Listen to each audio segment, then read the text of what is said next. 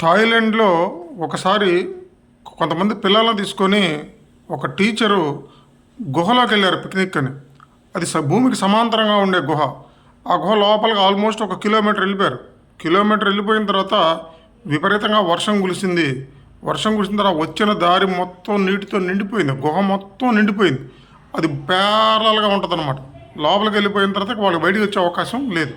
మొత్తం నిండిపోవడంతో చివరికెళ్ళి ఆ లోపల గుహలో చిన్న గట్టు ఉంటే ఆ గట్టు మీద కూర్చున్నారు. వాళ్ళ దగ్గర ఉన్న స్నాక్స్ అన్నీ అయిపోయినాయి. ఈ పిల్లలు ఎక్కడికి వెళ్ళిపోయారని గుర్తించడానికి గవర్నమెంట్‌కి 4 రోజులు పట్టింది. ఆ బయట పెట్టిన సైకిళ్ళను చూసి గమనించారు. గుహ మొత్తం నీళ్ళతో నిండిపోయింది. లోపల చీకటి, తాగడానికి నీళ్ళు లేవు, తినడానికి తిండి లేదు. అప్పుడు గవర్నమెంట్ వాళ్ళు గుర్తించి వస్తారో రారో తెలీదు. కానీ ఆ టీచరు ఆ పిల్లలకి ఎంతో ధైర్యం చెప్పాడు. మెడిటేషన్ నేర్పించాడు. ఎవరో ఒకరు మన కాపాడతారనే నమ్మకాన్ని వాళ్ళల్లో నింపి 11 రోజుల పాటు పిల్లలు సొమ్మసిల్లి పడిపోయినా కూడా వాళ్ళ ధైర్యం చెప్పి వాళ్ళని కాపాడుతూనే ఉన్నాడు. తర్వాత గవర్నమెంట్ గుర్తించింది. అమెరికా నుంచి ప్రత్యేకమైన స్పెషలిస్ట్ని పిలిపించి ఆ గుహ లోపలికి పంపించి ఆ పిల్లలకి లోపలికి వెళ్ళి ట్రైన్ చేసి ఆ పిల్లల్ని ఒక్కొక్కరిని ఈదుకుంటూ మళ్ళీ ఆ గుహలోంచి బయటకు తీసుకొచ్చారు.